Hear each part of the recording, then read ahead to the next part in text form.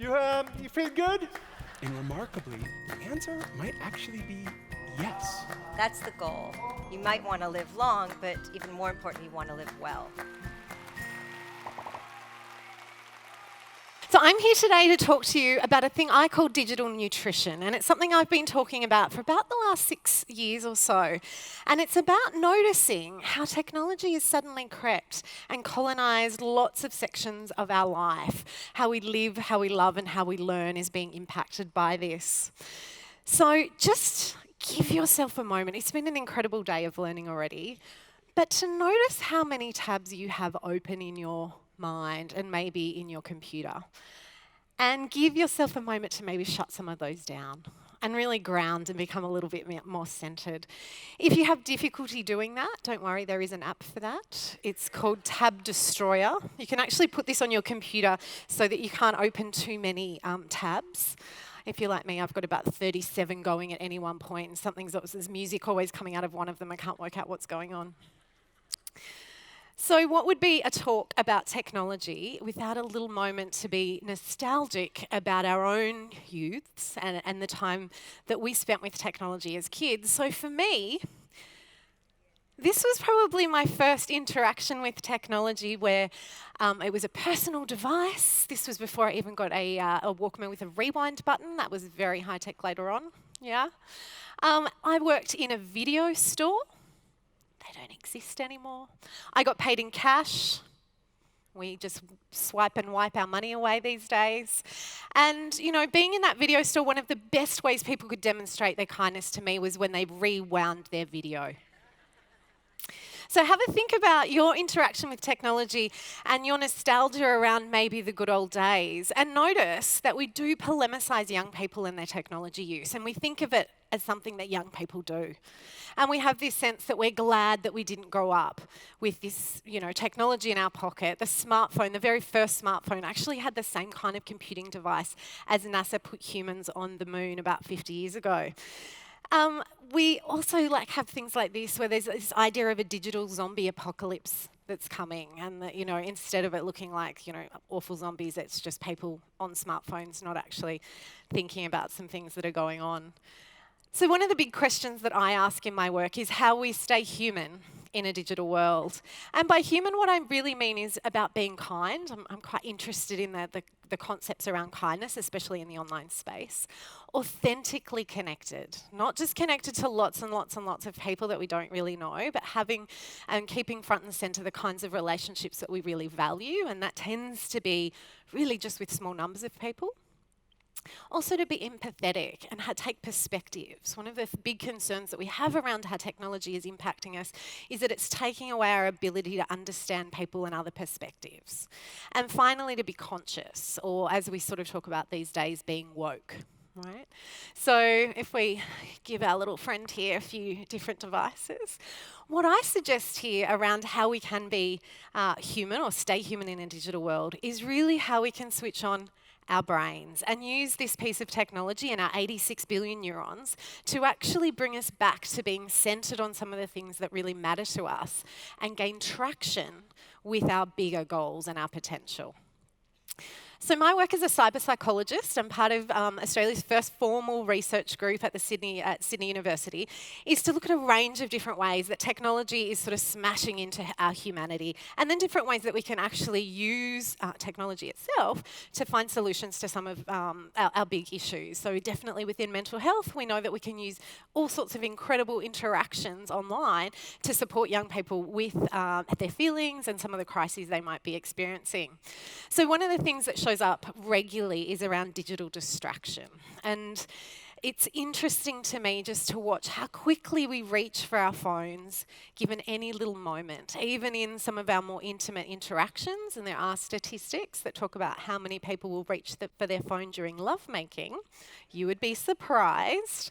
Also in the bathroom, though some people would argue that that has been happening for generations, using that downtime. So the distraction and how we really use our phones almost in any opportunity to not be present to our inner world. Also this sense of infobesity. We've heard a lot today about wisdom, but we're drowning in information or being starved for wisdom. The way that we're getting information is being fed to us through these tsunamis of screens, and it's really up to the algorithm as to what kinds of information we consume. So we have lots to think about there in terms of information, misinformation, disinformation, and then malinformation, which is this beautiful, it's actually a theory of information disorder that comes from this great organisation called First Draft, which really digs into that whole fake news issue that we have. The other aspect too is social media and our desire to share. Where does that come from? It's actually hardwired, and it's really about a deep desire to belong. So when we talk about addiction to devices, what we really might benefit from talking about is an addiction to social connection and that needing to be a part of something. So when we take photos of our food, cliche, Instagram, all right? It's actually about saying, rather than hunting and gathering and sharing the food that we might be getting for our community, it's actually about sharing our social status and say, look where I am, look what I'm eating, look at how I'm surviving socially. And again, even participating when we go to bands or live events, how we might, take photos and all of those sorts of things to say, this is me participating in my world, this is what's important to me, this is where I belong. So my work, I've come up with this idea of digital nutrition, and I encourage people to think about digital nutrition instead of digital detoxing. Because I think creating healthy habits to begin with is much more inspirational and much more helpful than creating this sort of restriction sort of world that we might try and ban things or take them away or keep ourselves off. We know too that fad diets and even the whole dieting mentality, they don't work. So detoxing, where you kind of purge and delete everything and tell all of your community that you're not going to be available online, only to come back online and scroll your way through all of your notifications and catch up on everything that you've missed, actually doesn't reframe your thinking about where technology sits in your life. And finally, we know that prevention is always better than a cure. So starting out with some of these skills to prevent the addictions and the dependency and the problems that come out of diving too far down the rabbit hole of how we use technology can be really beneficial.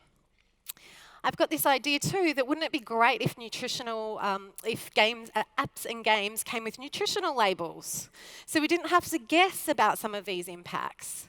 I talk to young people when I do presentations in schools about things like virtual vitamins. Could we look at a game and see whether that game has vitamin E for empathy? We have the opportunity to connect with people from different perspectives rather than just shooting everything that moves in front of us. We could talk too about the additives and some of the things maybe we'd be trying to avoid, like narcissism, or some of the pervasive design aspects that are embedded into a lot of the apps and games that we do use. Consider too your relationship with technology. A lot of it's, not just what we eat, but then what we think about when we're eating. This is a meme from a couple of years ago called Women Alone Laughing Eating Salad. Because ladies, I'm not sure about you, but when I am eating my salad, I'm always alone and I find it hilarious.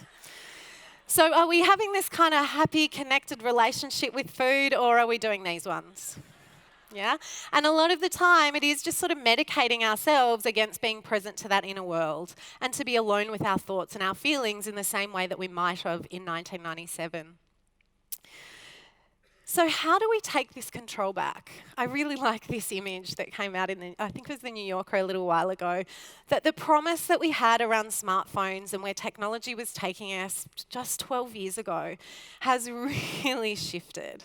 And we want to get that control back.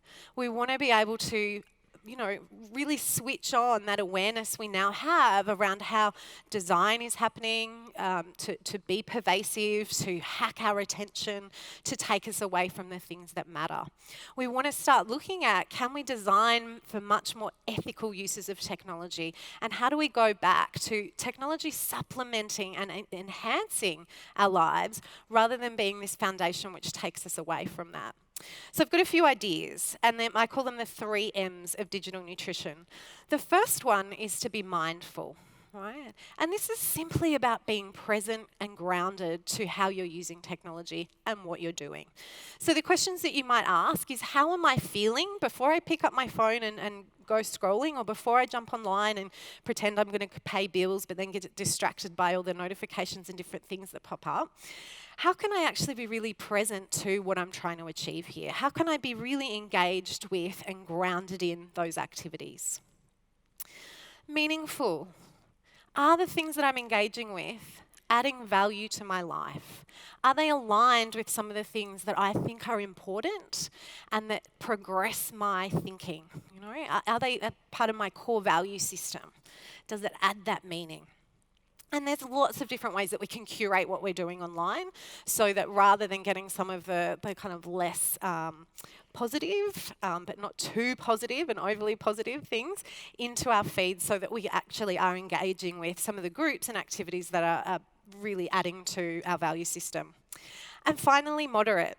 So moderate is not just about the amount of time that we spend online. Though time online, and we hear a lot about screen time, especially in relationship to young people, it is about time that we spend online, but it's also about how we react to things online, yeah?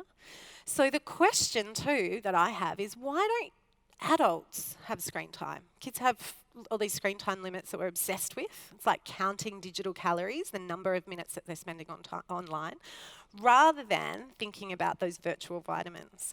So with time online, it really might be, are you getting enough sleep?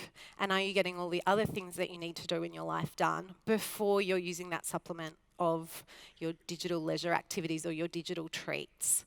And then with the way that we show our outrage online, or we react or rather respond rather than react online, that can be related to the fact that when you're online, it's the digital disinhibition effect. You're not having the eye contact that you would have with somebody if you were face to face.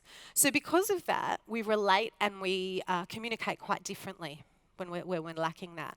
So we tend to get easily outraged. We tend to sometimes miss some of the nuances within conversations and therefore get stuck in some of these less polite conversations.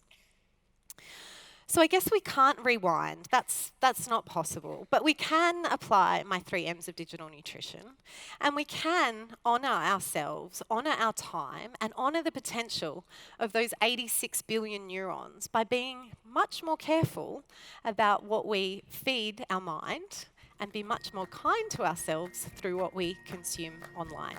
Thank you.